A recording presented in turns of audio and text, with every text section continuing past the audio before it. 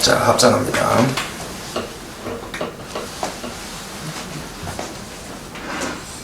자, 오늘의 주제는 법화경에 대한 이해입니다. 이 법화경에 대한 이해가 없으면 불교 전반에 대한 이해를 하기가 쉽지 않습니다. 왜냐하면 시방세계 모든 부처님이 세상에 출현하시는 이유는 법화경을 연설하기 위한 것을 목표로 해서 출현하시기 때문에 법화경에 대한 이해가 없이는 불교를 안다고 할 수가 없습니다. 그래서 일단 이 법화경의 이해에서 부처님이 이제 다른 경전에서 밝히지 않았던 사실에 대해서 이제 하나씩 이제 그 본질을 드러내십니다. 그 본질이 뭐냐면은 부처님들이 왜 법화경을 설하게 됐고, 그리고 법화경을 설하게 된 이유는 무엇이고, 그리고 설하게 된 목적은 무엇이고, 그리고 이러한 여러 가지 이제 이 사실에 대해서 부처님께서 이제 그 설법을 하십니다. 그래서 우선 이 시방 재불의 교화 방식을 먼저 알아야 되는데요.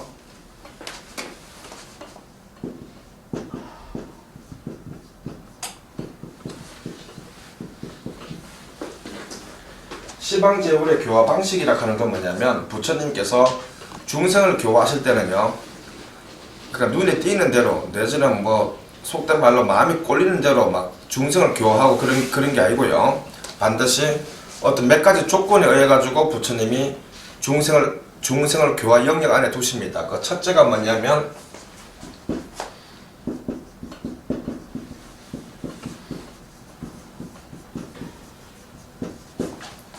부처가 될 인연이 가까운 사람을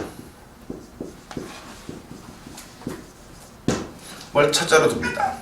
이걸 다르게 말하면요, 부처님께서 중생을 교화해보다가 저 중생은 부처가 될 인연에 가깝다 이렇게 해서 선택되는 게 아니고요, 이미 교화하기 전에 이미 중생일 때 있잖아요. 중생일 때에 그러니까 부처가 될 가능성이 높은, 그러니까 부처가 될 가능성이 높은 중생을 미리 선택을 한다는 겁니다. 즉 다시 말하면 부처님의 교화 영역 안에 들어오게 되면 이미 그 사람들은 자신의 의지와 관계없이 부처가 되는 것이 기약되어 있다는 뜻입니다. 이게. 자, 두 번째는요, 이 교화하는 방법에 있어 법화경에서 반드시 삼성인이라는 걸 결정합니다.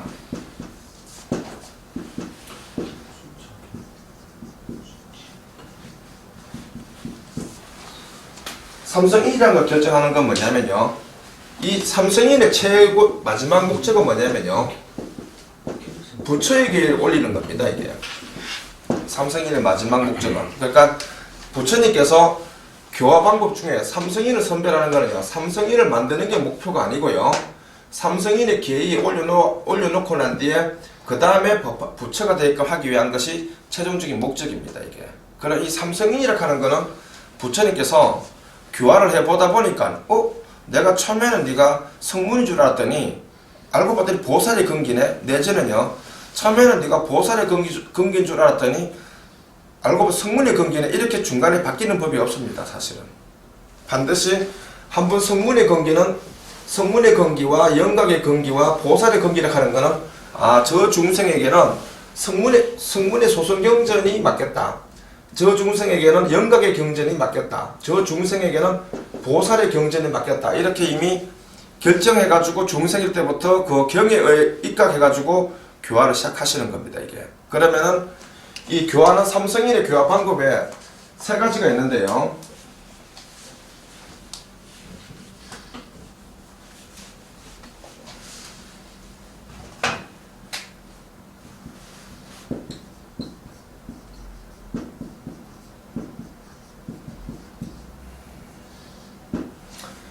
이 성문 같은 경우에는요, 반드시 출가를 시킵니다. 부처님이. 그러니까 통상적으로 출가를 시키는 경우가 많은데 실제로 이게 기준은 아닙니다. 이게. 왜냐하면 부처님 당시의 성문들을 보면요, 출가 제자도 있었고요, 제가 제자도 많았습니다. 그러니까 다시 말씀드리면, 그러니까 성문의 수행과 아라한가를 얻은 제자들 중에서 어떤 제자들은 출가를 해가지고 아라한을 얻었고요, 어떤 제자들은 머리를 기른 상태에서 출가시키지 않은 상태에서도 아라한가의 계의를 얻었습니다. 사실은. 그래서 이 성문의 수행 계의가 냉정하게 비구 비구니 중심으로 형성됐다고 판단해서는 안 됩니다. 또 다르게 말씀드린 그때 당시에 제자의 수로 봤을 때 있지 않습니까? 법화경에서 보면은 12,000명의 그 대비구가 있었다면 이렇게 말했지만 실제로 12,000명의 대비구 중에서 그 인도 그 당시에는 1250명만 부처님 제자였고 나머지는 다른 국토에서 온 대비구들입니다. 원래. 그렇지만은 다른 대성경에 보면은 제가 제자 중에서 그 성문의 아라한가를 얻은 제자가 굉장히 많다고 기록이 많이 되어 있습니다. 그래서 이 성문의 수행 계의에서 오로지 뭐 반드시 출가해가 부처님을 따라 부처님과 똑같은 모습을 해가지고 비구니가 돼가지고 아라한가를 얻어서 성문에게 올라왔다라고 생각하는 것은 잘못된 겁니다. 원래 엄밀하게. 그 부처님께서는 교화의 방식이 평등하기 때문에 출가가 중심이고 제가가 중심이다 이런 기준이 없습니다. 아시겠죠? 두 번째는 이 영각입니다.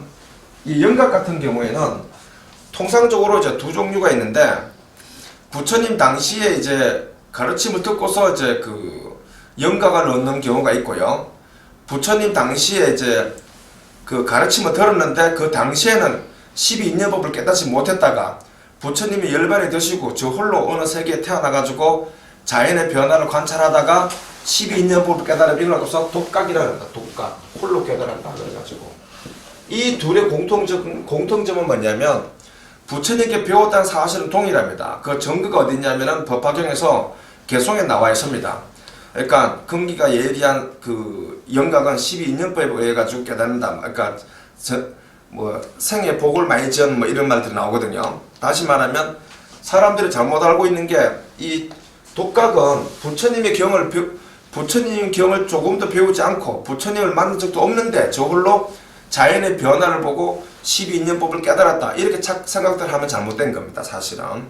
정확한 의미로는 부처님 당시에 부처님께 12인연법을 들었는데 그때 깨닫지 못하다가 부처님하고 이제 이별하고 난 뒤에 저홀로 어느 세계에 태어나가지고 인간의 모습을 하거나 이러다가 이제 자연의 변화를 보고 자연의 변화가 12연기법에 의해서 이게 회전하는구나 라는 걸 깨닫게 됩니다. 그래서 이걸 저 홀로 깨달았다 그래가지고 독각이라 그러는 겁니다. 이게. 자, 그 다음에 보살입니다.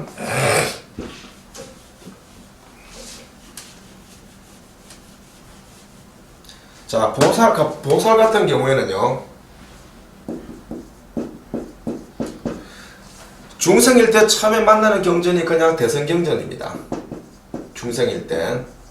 대성경전을 만나고 이 사람들은 출가하는 사람도 있고 출가하지 않는 사람들도 있습니다. 사실은. 출가해가지고 대성경을 만나는 사람도 있고요. 출가하지 않은 상태에서 대성경을 만나는 사람들도 있습니다. 그래서 보살은 일정하게 출가를 법칙으로 삼지 않습니다. 소승은 그나마 그래도 출가를 반드시 법칙으로 삼는 경향이 있는데 그거는 비구니 중심으로 가기 때문에 그렇고요. 근본적으로는 소승 경전도 출가가 꼭 중심인 건 아닙니다. 사실은. 왜냐 부처님 당시에 보면은 그 창녀도 사실은 딱 만나자마자 그냥 부처님을 찾아오면은 한 30분 대화하고 나면요 아란이 되어버립니다. 전부 다. 자, 그 다음에 이 보살 같은 경우에는 그러니까 그냥 중생의 몸을 한 상태에서 성경을 읽고 외우고 하다가 이제 그 부처님께 교화를 받아가지고 보살의 계의에 바로 올라갑니다. 이때 보살의 계의에 올라갈 때 이 사람들은 이렇습니다. 이 사람들은 보살의 계의를 닦는 중에 소승의 가르침을 저절로 통달합니다. 다시 말하면 소승의 가르침이 목적이 아닌 사람들이었기 때문에 처음부터 보살의 가르침이 목적이었지만은 보살의 가르침 그 목적 안에는 소승도 안에 포함되어 있다는 겁니다. 일부가 이게 목적은 소승 자체에서는 소승의 계의 자체가 목적이지만은 보살선의 목적이 아니라는 거죠. 이게 그냥 예를 들어서 어떤 대성경을 막 읽다 보니까 저절로 소승경에 대한 이해가 생겼다 이 말입니다. 그 법화경에서 부처님이 말씀하시기를 이 법화경을 공부하면은 내가 말한 대성경전과 소승경을 다 통달한다 하시는 말씀이 이런 부분입니다. 이게. 외도의 경서까지 통달하고 세속의 경서까지 통달한다 이렇게 말합니다. 여기서 세속의 경서라 하는 건 뭐냐면은 세속의 절변에 흐르고 있는 정치, 문화, 경제 이런 걸 말합니다. 전부 다 이게 이제 여기까지가 삼성인들이 부처님께 교화를 받아가지고 상거의 수레를 타는 겁니다. 그럼 지금 현재 그 부처님이 돌아가시고 난 뒤에 이제 지금 현재까지 모든 이 불교의 흐름이라 하는 건 뭐냐면 삼성인에 입각하는 불교의 흐름이었습니다. 그러니까 다시 말하면, 그러니까 사람들이 어떻게 알고 있었냐면 누구든 간에 소성이 아량한이 되거나 또는 보살이 돼가지고 그 다음에 부처가 된다 이런 식으로 그 불교를 아는 게 절변에 다 깔려 있다는 겁니다. 이게 그래서 그렇다 가정하면은 그 삼성인이라고 하는 정확한 정의는 기준은 또 무엇인고 하면 이제 이렇습니다. 무엇인고 하면 법화경에서 부처님이 이렇게 말씀하십니다. 이 삼성인들을 내가 무량한 급을 걸치면서 반복해서 함께 태어나서 교화했다라고 말합니다. 여기서 교화했다 이 말은 지금 현재 우리가 알고 있는 소승경전과 대승경전은 소승경전과 대승경전의 그 내용들은 내가 사실은 이 삼성인들과 같이 직접 사제지간이거나 동료이거나 내는 뭐 이런 형태로 내가 만나가지고 이 사람들을 교화했노라라고 말합니다. 경전에서. 이거 법화경에서 말합니다. 이건 뭐냐면 삼성인들이 해탈지에 오르기 위해서 깨달았던 소승경전과 대승경전은 결코 부처님께 직접적인 가르침을 받지 않고는 중생 저 스스로 절대 깨달음을 얻을 수 없다는 게 결론입니다. 사실은 이게. 이걸 법화경에서 삼성인들 사리불이 직접 자기 입으로 말합니다. 부처님이시요. 저희들은 무량급을 거치면서 부처님을 쫓아서 가르침을 배웠다라고 고백을 하고 부처님도 역시 내가 그 2만억 불소에서 무량급을 거치면서 너를 내가 대성에 지원하라고 내가 교화했노라고 사제지간에 같이 고백을 합니다. 이게. 다시 말하면 이 정의는 뭐냐면 우리가 보통 일반적으로 8만 대장경 안에서 알고 있는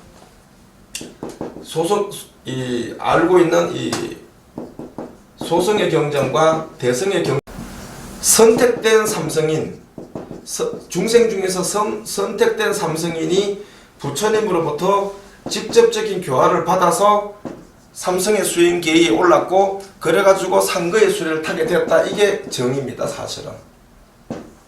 현재 지금 그렇다 가정하면은 우리는 그럼 과연 어디에 속하는 부처님에게 어디에 속하느냐 하는 게 굉장히 중요합니다. 이게 우리가 만약에 부처님 입장에서 삼성인의 입장에서 만약에 우리가 진짜 삼성인이라는 그 교화 영역에 속하는 사람이 아니고 그냥 중생이라고 가정한다 치면은 우리도 언젠가는 이 법화경 경전 안에 연설되어 있는 나오시는 분들처럼 사리불이나 또는 미륵보살 이런 분들처럼 언젠가는 우리도 삼성인의 선택이 돼가지고 부처님께 직접적인 교화를 받아가지고 삼성인이 될 때까지 기다려야 한다. 이게 결론인 겁니다. 쉽게 말하면 중생으로서 우리는 때를 기다려야 한다. 이렇게 볼 수밖에 없는 거죠. 그래 이게 과연 불교인가 하는 겁니다. 중요한 거는 이건 불교가 아니죠. 사실은. 그럴 거면은 사실 부처님께서 인간계에 태어나실 필요도 없죠. 그냥 삼성인들 자체가 이미 무량급 전부터 이미 교화를 다 받아온 사람들이니까 이미 영산 해상에서 거기서 그냥 계속 그냥 법화경을 하시고 말하면 되거든요. 굳이 이쪽에 와가지고 설법을 하시고 경을 남겨둘 이유가 없는 겁니다. 이게 쉽게 말하면은. 그렇다면은 우리는 그런 부처님 입장에서 부처님이 우리를 어떻게 보셨냐 하는 게 굉장히 중요합니다. 이런 부분에 대한 이해가 없으면요, 우리의 뛰어난 능력, 우리가 사실 굉장히 뛰어난 능력입니다. 이 뛰어난 능력이 좀 이따가 설명하겠지만요, 그 뛰어난 능력 하는 걸 제가 설명해 드립니다. 그런 법화경에 와서 부처님께서 말씀하십니다. 뭐라고 말하냐면은 내 멸도한 뒤에 법화경을 지는 사람에게 부처가 되라는 수기를 주겠노라. 그리고 내 멸도한 뒤에 법화경을 지닌 사람이 가장 빨리 부처가 되리라 하마를 이어서 가장 빨리라 하는 기준은 뭐냐면 영산해상에서 법화경을 들은 사람보다 더 빠르다 이 말입니다. 이게 빨리란 기준이 안욕다른 삼박삼보리에 가장 접근한 사람이 누구냐라고 물어보면은 열애밀도의 법화경을 지닌 사람이라고 분명히 얘기하라 그럽니다. 부처님이. 세 번째는 유통을 맡깁니다. 이 유통이라 하는 건 뭐냐면 1월 등명불 당시에는 묘강보살이 유통을 맡았습니다.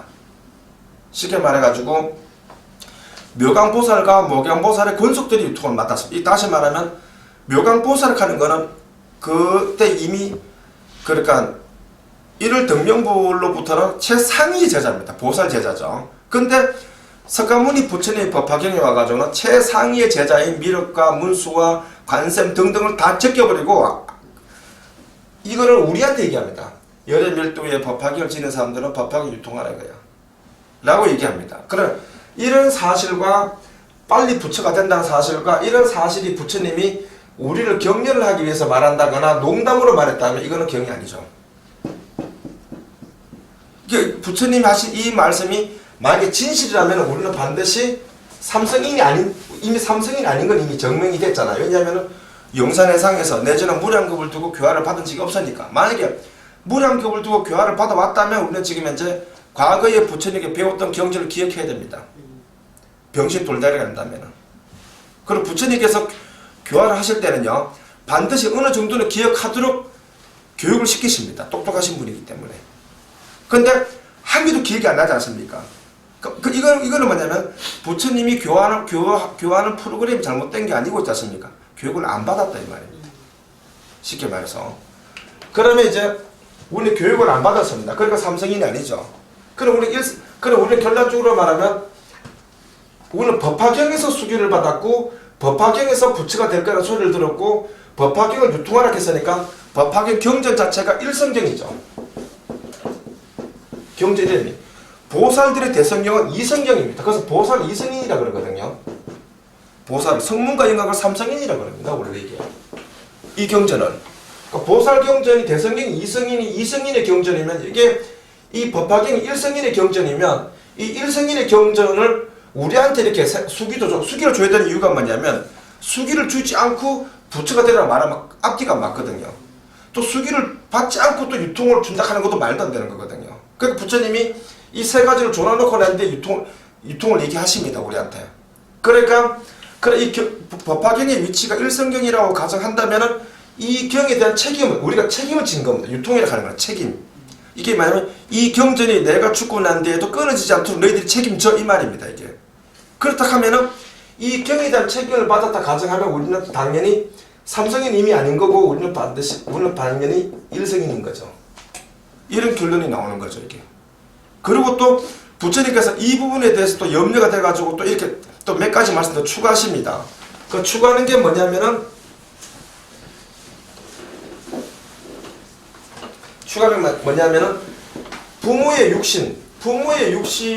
부모의 육신을 받은 상태에서 삼천 대천 세계를 관찰할 수 있다라고 말합니다. 이건 뭐냐면은 그러니까 이 부모의 육신을 받았다 이 말은 뭐냐면 번뇌가 덜 끊어지지 않은 상태에서도 삼천 보살들처럼 그러니까 보처의 보살들이나 거의 초지의 열애와 같은 경지에 들어가는데 이게 전혀 무리가 없다 이 말입니다. 이게 기존의 보살 경전 대성경에서는 무명을 제끼고 뭘 끊어가지고 와야만 아까 이 삼천 대천 세계를 관할 수 있다라는 설법이 보통 이렇게 설법 형성됩니다. 되는데 부처님께서는 법화경에 와가지고는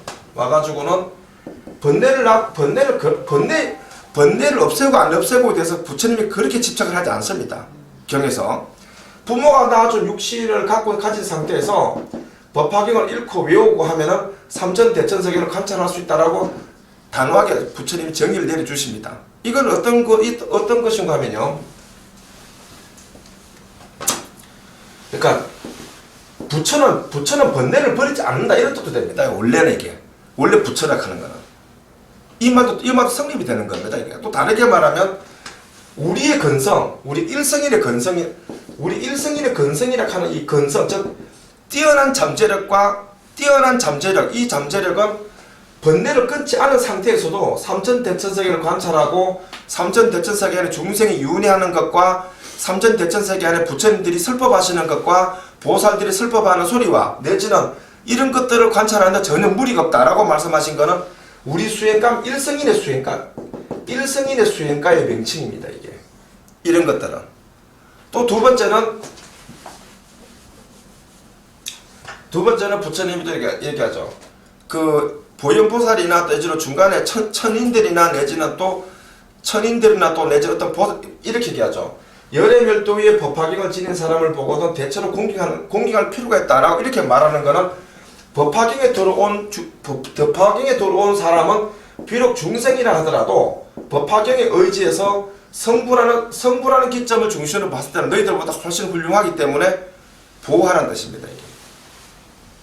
쉽게 말하면 자, 이러한 여러 형태로 부처님이 말씀을 하십니다. 이게 그래서 우리가 열애멸도 후에 법화경을 유지해야 되고 열애멸도 후에 그러니까 다른 대성경전도 아니고 일성경전이죠.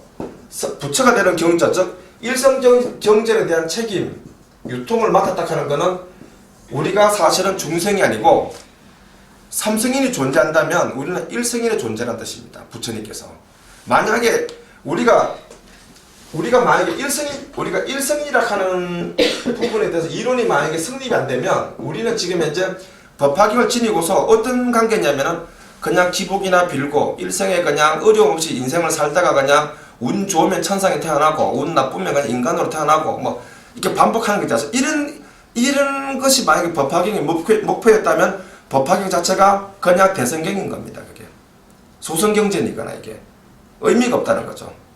왜냐 법화경의 근본적 취지는 뭐냐면 중생과 삼성인을 함께 교화하자는 이런 취지를 갖고 있는데 그 취지에서 벗어났다는 거죠. 자, 그 다음에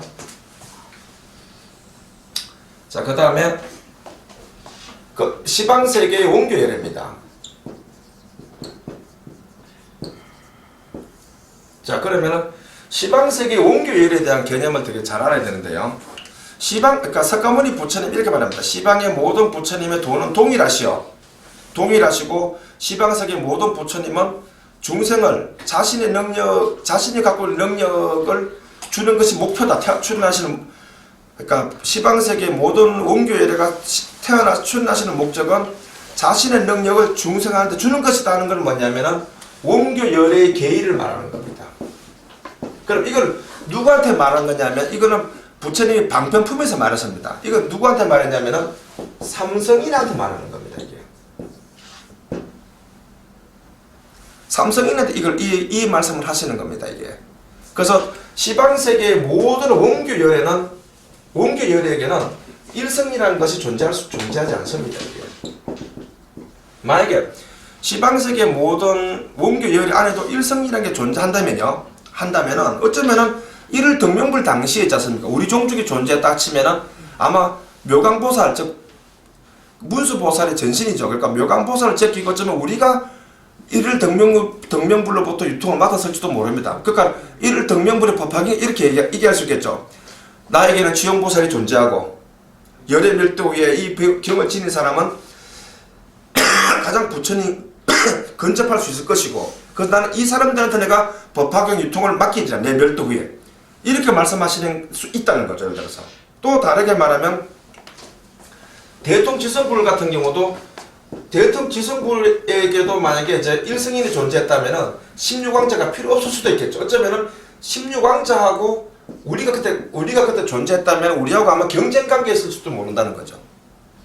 예를 들면은 이렇게 부처님이 고민할 수 있다는 거예요. 대통지성불께서 저 16왕자한테 저거를 그러니까 16왕자 미리 법사의 계에 올라갔지만은 저 16왕자를 묘강보살처럼 저 사람들한테 유통을 맡길 것인가 아니면은 여기 일성종족인 우리들한테 맡길 것인가 고민할 수밖에 없다는 거죠. 그런데도 그렇지만 결국에는 대통지성불께서도 삼성의 근성에서 법사에게 이 법화경의 유통 그러니까 대통지성불의 열반에 드신 후 16명의 왕자에게 그러니까 법화경 유통을 맡겨서 불도에 들게 했고 이를 등명불 같은 경우도 그런 식으로 하셨죠. 묘강보살을 통해 가지고 결과적으로 말하면 시방세계 안에 모든 원교 부처님에게 중생이란 삼성의 근성을 가진 사람만 중생이라는 뜻입니다. 그 다르게 말하면 우리와 같은 이런 시방세계 안에 우리와 같은 곳이 꼭 여기만 있는 건 사실 아니에요. 무량한 헤아릴 수 없는 급을 지나면은 어쩌다 존재하긴 합니다. 우리 같은 세계가 이게. 완전히 오탁악세인 세계가. 완전히 오탁악세라 하는 건 뭐냐면 진짜 같은 종족끼리 잡아먹고 하는 걸 갖고서 완전한 오탁악세라 그럽니다. 원래 이게. 이런 완전한 오탁의 악세가 굉장히 드물지만 있지 않습니까? 드물지만은 있다는 거죠, 이거는. 자, 그 다음에요. 삼성의 근성에도 오탁의 악세가 사실 있긴 있습니다. 있지만은 우리하고는 개념이 다릅니다, 이게. 자, 그러면은 그 다음에요. 이 일반 이제 그러니까 건강경이라든지 내전 이런 데도 이런 말이 있습니다. 내가 나의 이 경을 만약에 잃고 외우는 공덕은 400만억의 세계의 검은 보석 합친 거와 같다. 막 이런 공덕을 설하십니다. 이런 공덕은 삼성의 근성한테 해당이 되는 겁니다. 이게 일종의 이게. 그러니까 법화경 외에 그러니까 원교열의 법화경까지도 우리한테는 해당이 되지 않습니다. 왜냐하면 원교열의 법화경 안에는 우리 이름이 존재하지 않기 때문에 그렇습니다. 그래서 8만의 대장경을 다 관찰해 보거나 내지는 다른 오등각경을 다 관찰해 봐도 우리의 존재를 나타낸 것은 법화경 본문밖에 없습니다. 사실은. 자, 그러면요. 우리는 그러면은 어떠한 형태의 어떠한 과정을 거쳐서 불교를 이해하고 부처가 되느냐 하는 겁니다. 이제. 자, 그러면은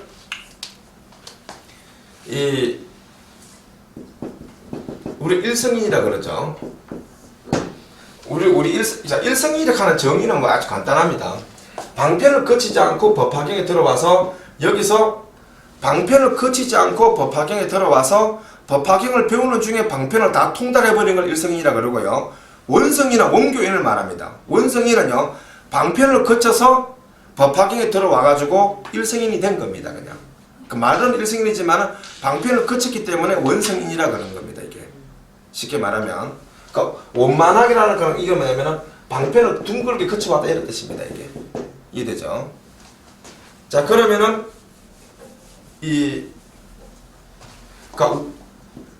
우리가 일성인입니다. 우리의 조건은 최악입니다. 얼마만큼 최악이냐면요. 오탁이 악세에 태어났습니다. 생사하는 곳입니다. 두 번째는 이것도 힘들어 죽겠는데 있지 않습니까? 부처님께서 얘기하신다. 불타는 하택이라고 또. 이것도 힘들어 죽겠는데 먹고 살아야 됩니다. 하여튼간에 이거는 뭐 진짜 진정으로 불교를 닦고 싶을 때 있지 않습니까? 불교를 닦으려고 닦는 시간보다는 불교를 1시간 닦기 위해서 8시간 노동을 해야 됩니다. 쉽게 말해가지고. 맞습니다. 이해되죠? 정말로 말 그대로 최악의 상태입니다. 이게. 그리고 또 온갖 인간관계를 해야 되고요. 자기 질병도 또 생기면 안 되기 때문에 질병도 자기가 또 조절해야 됩니다. 또 이렇게. 해야 되고 또 비치고 도망 다니면 또 안 됩니다. 마음이 안 편하거든요. 맞죠?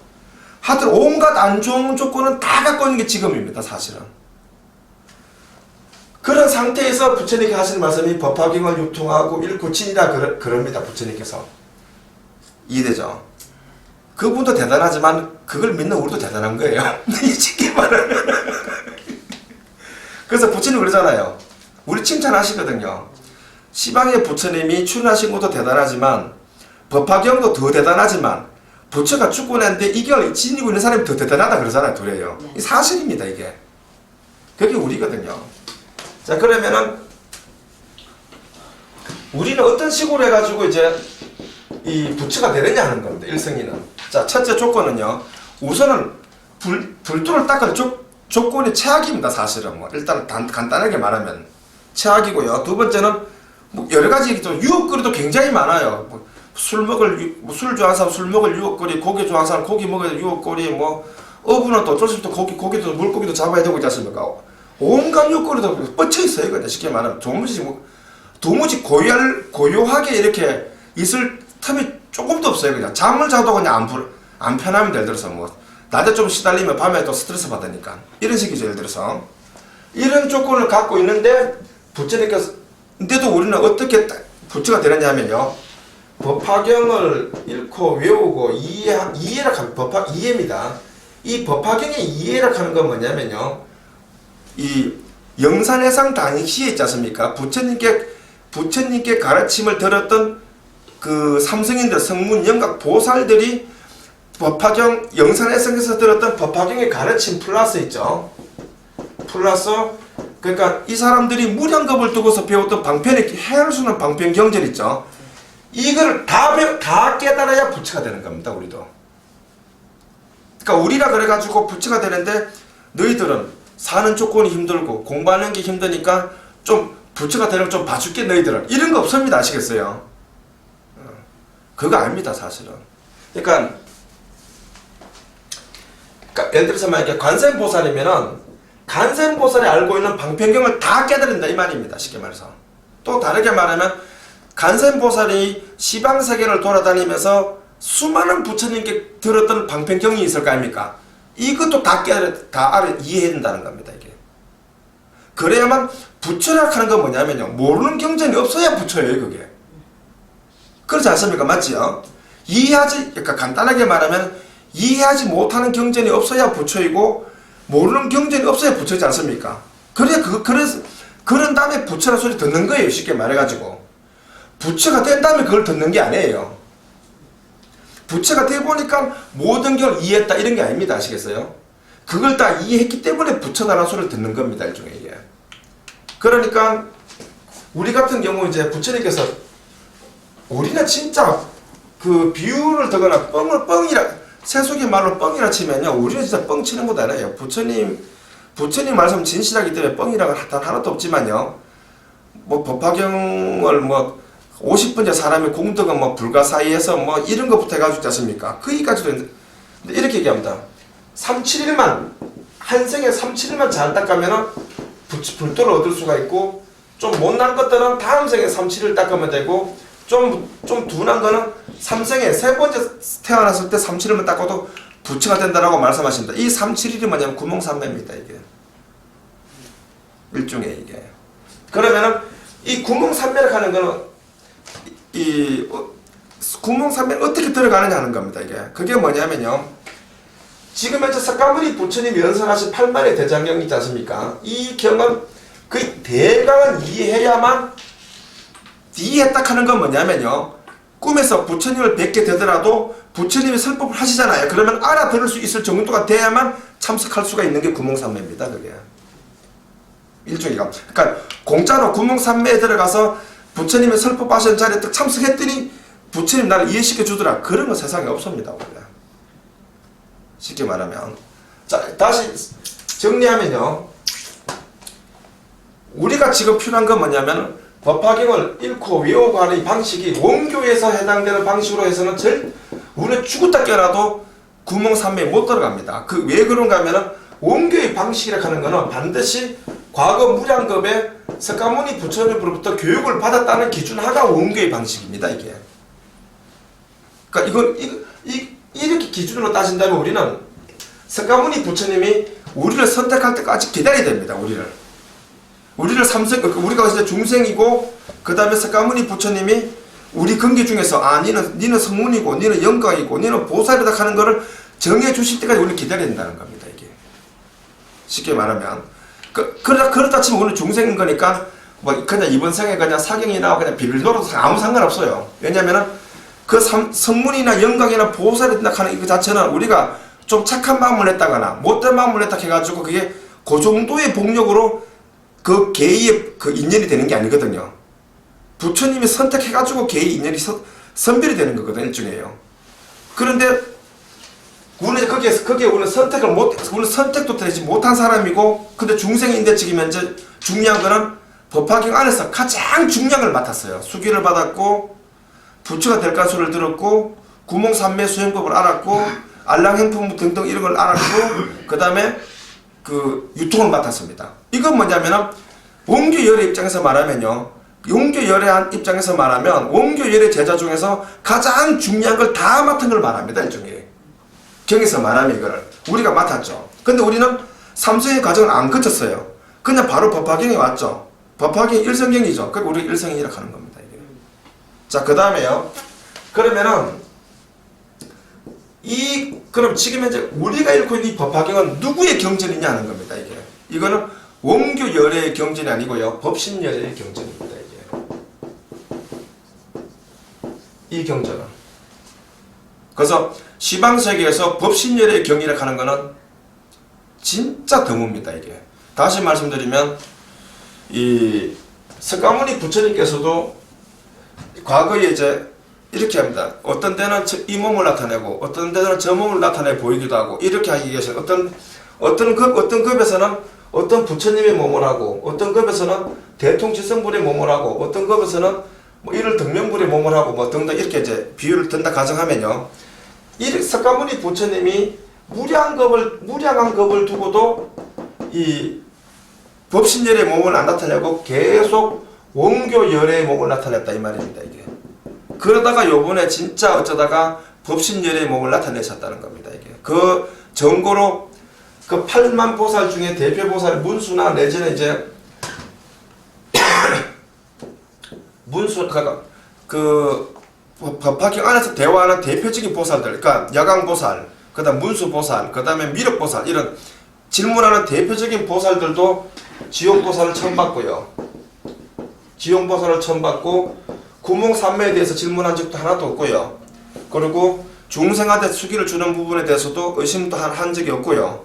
중생한테 유통의 직분을 맡는데도 그때 중생한테 유통의 직분을 맡기 전에 시방의 팔항하상가 이런 시방의 큰 보살을 또 공덕을 여기서 지어보겠다고 막 앞다투어 맹세를 하고 큰 소리로 개송을 옳고 막 해도 부처님이 그걸 싹 무시해버리고 우리한테 유통을 맡긴 이런 사실 등등에 대해서 진짜 우리가 알고 싶은 게 뭐냐면 왜 우리가 수기를 받았느냐 이거야. 받게 됐냐 이거야. 우리가 왜 유통을 받았느냐 이거야. 왜 우리한테 그때 다 우리 현장에 참석도 하지 않았죠. 태어나지도 않았어요. 그러니까 태어나긴 태어났는데 거기 안 태어났죠 우리가. 아니 우리한테 왜 가장 그러니까 법화경 현장에서 법화경도 듣지 않은 우리한테 부처님께서 내 열애멸도의 법화경을 지는 사람이 가장 부처가 빨리 될 것이다. 또는 구몽삼매를 통해서 부처가 될 것이다. 또 내지는 삼생이면 부처가 될 것이다. 내지는 또 수기를 주느라. 이런 우리들한테 말한 온갖 말에 대해서 어떤 보살도 우리를 위해서 의심을 하거나 내지는 궁금해가지고 질문한 사람이 한 명도 없었습니다. 이해되십니까? 나 같으면 물어보겠어요. 부처님한테. 근기가 하열해서 그래요. 나 같으면 나는 그게 궁금해서 물어봅니다. 나 같으면은 부처님께. 부처님이시요. 즉 이 현장에도 없는, 그것도 현장에 없지만 보살이면 제가 이해하겠어요. 근데 그 중생인데 분명히 왜 저 사람한테 수기를 주십니까? 근데 웃기는 거 하나 가르쳐 드릴까요? 보살들이 그 당시에 있지 않습니까? 그때 누구냐면 부르나미 다란이장강 어떤 분이 이제 수기를 받을 때 있지 않습니까? 그때 수기의 크기가 굉장히 컸습니다.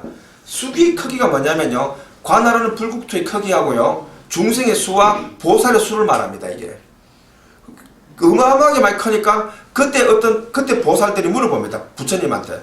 부처님이시여, 저 성문이 수기를 받는데 자기들이 과거에 많은 수기를 들었다고 해요.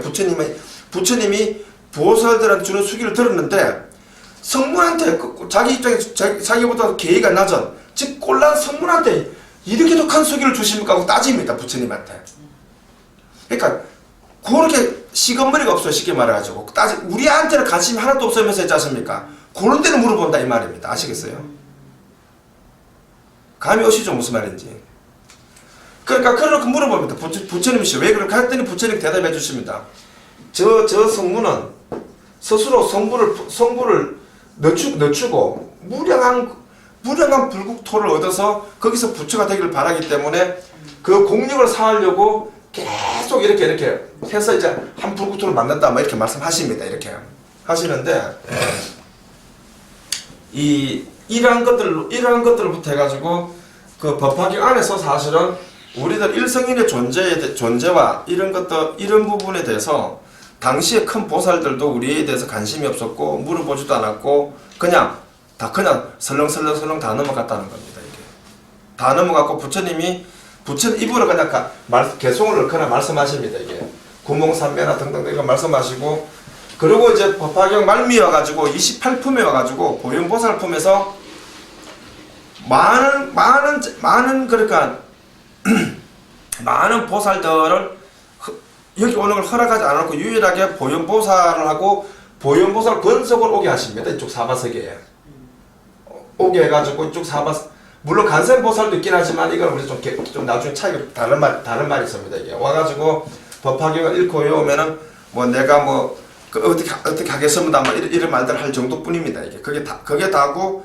구체적으로 그게 없습니다. 이게 그래서 그럼 결론은 뭐냐면 지금 불교가 어떤 식으로 결정이 나야 되느냐면 지금 불교는 우리를 위한 우리 일성인 우리를 위한 불교, 즉 우리를 위한 불교를 하는 건 뭐냐면 우리가 법화경을 읽고 외우는 중에 팔만의 석가모니 부처님의 법신열의 팔만의 대장경을 거의 다 통달하고 그리고 이 통달한 이 힘에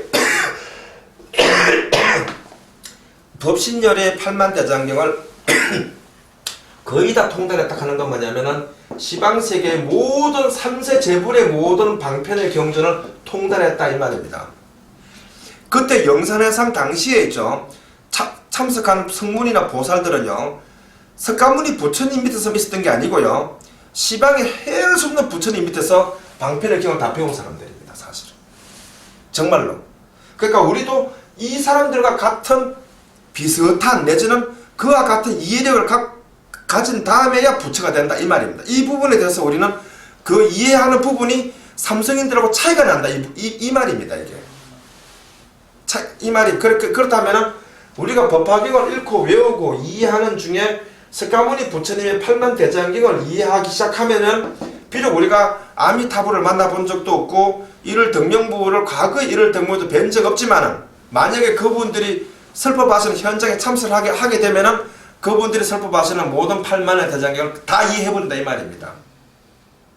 요 정도 경지까지 끌어올라왔을 때 이제 내가 원하지 않아도 구몽삼매에 들어갑니다.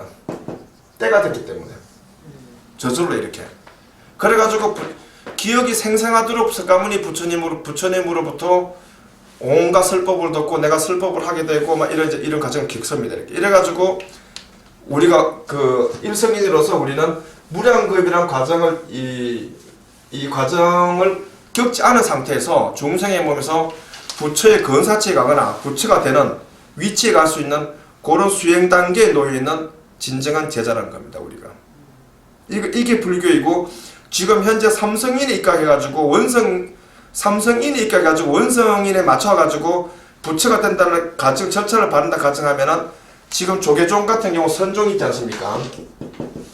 참선하는 무리들 이 사람들을 어떻게 보면 굉장히 당연하다고 이런 종파가 태어날 수밖에 없는 게 굉장히 당연할 수밖에 없는 겁니다. 내지는 주술파가 있거든요. 주무마목 이오는 파. 그게 뭐냐면 이제 그 총지종이라고 우리나라 총지종 그러니까 원만이 반매 호민가 뭐더라 뭐 그런 거 이오는 종파가 있습니다. 총지종 아니면 뭐 여러 종파들이 보면은 여러 종파들이 난립해가지고 나름대로 불교라는 걸 구축하는 거를 할 수밖에 없는 이유가 뭐냐면 삼성에 입각했다가는 거의 불가능하거든요. 그러니까 선종이라 하는 게 나올 수밖에 없는 것도 어쩌면 인간으로서는 굉장히 당연할 수밖에 없는 겁니다. 이게 쉽게 말하면은 나름대로 뭔가 단방에 얻고 싶은데 길이 까마득한 거예요. 이게 어떻게 될 것인가 라는 이게 잘 된 건 아니지만은 온갖 제 눈에 봤을 때는 지금 현재 불교가 불교인 건 단 한 개도 없지만은 이런 것들이 나타날 수밖에 없는 거는 어쩌면 이게 당연할 수밖에 없다는 거죠.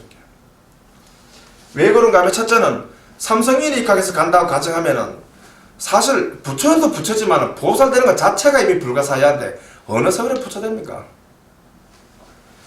자, 그렇다 이제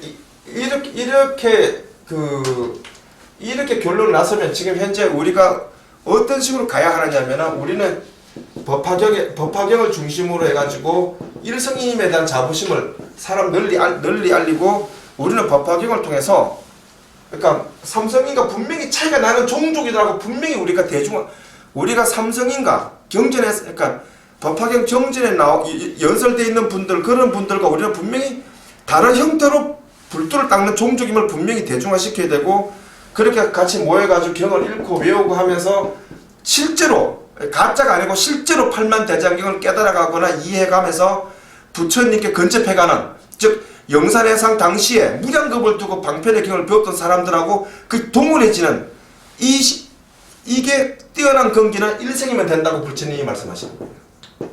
근데 내 느낌이 될 것 같아요. 그게 제가 좀 둔하지만 거의 돼가고 있거든요. 쉽게 말해가지고. 그러니까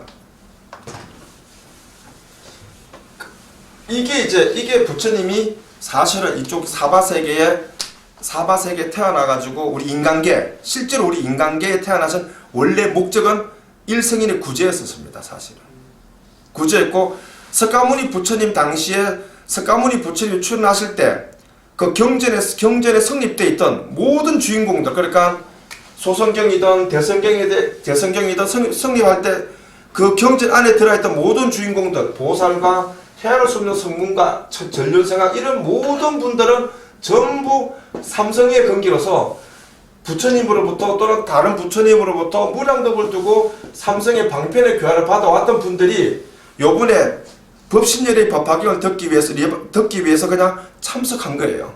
거절의 경은 다 배운 거고, 전부 다, 거의 대부분 다 이게. 물론 안 배운 사람도 일부 있긴 하지만요. 배운 거고, 그 당시에, 석가모니 부처님 그 당시에는 대부분의 설법이 소성경 같은 경우에는 현장이 인간계였습니다. 소성 같은 경우에는. 현장이 인간계라 하는 건 뭐냐면, 그냥 그 고동원이라는 그 어떤 절, 쉽게 말 인도 그 당시의 절이었습니다. 실제로 이게 사찰, 그러니까 절이나 그 사원이었는데, 대성경을 설하실 때는 대부분의 그 현장, 즉 법회의 현장이 경계였습니다. 경계. 이 경계를 하는 건 뭐냐면은 기사굴사나 칩시다 만약에. 그러면은 기사굴사나 기사굴사에 참석할 수 있다는 것 자체가 이미 인간이 갈 수가 없습니다. 원래 거기에. 쉽게 말해가지고. 근데 모든 대부분의 팔만대장경에서 큰 경저들은 거의 대부분의 현장이 하나의 경계였습니다. 이게 법회의 현장이 이게. 그러니까 중생으로서 눈에 보이지도 않고 갈 수도 없어요. 사실은 거기에는. 그래서 부처님 당시에 냉정하게 말하면 단 한 명의 순수한 인간도 교화를 못 받았습니다. 사실은 못 받았고, 그리고 지금까지도 순수하게 석가모니 부처님의 교화에 출연하셔가지고 우리 인간계의 인간들을 교화하기 위한 실질적인 목적은 단 한 건도 성취된 건 없었습니다. 중간에 천태보살이나 용수나 이런 분들이 출연하셨긴 하셨지만, 내나 그분들도 영산해상에서 공부했던 분들을 한해가지고 권속을 만들어가지고 교화하셨을 뿐이고 실제로 안 했습니다. 진짜 이제 지금이 뭐냐면은, 실제로 우리가 이제 수행을 해가지고 경을 읽고 외우고 등등 해가지고 법화경을 읽고 외우고 유통하면서 실제로 그냥 일반 범부들이 하서 책 찍어서 이런 게 아닙니다. 해가지고 8만의 대장경을 진짜 영산해상 당시의 사람처럼 깨달아가고 이렇게 가는 게, 이렇게 하기를 원하는 게 석가모니 부처님입니다. 그래서 부처님께서 이 경을, 그러니까 법화경을 우리가 유통을 맡기신 거고, 수기를 주신 보람이 아니라 수기를 주신 거는 수기를 받아만 하다고 미래를 봤기 때문에 수기를 주신 거고, 부처가 될 거라고 확정을 하신 건 뭐냐면은 부처가 되는 걸 보았기 때문에 우리한테 이런 말씀을 하시는 겁니다. 이게 여기까지가 이 불교입니다. 이게 그 외에는 굉장히 안타깝죠. 사실은. 끝내겠습니다. 예.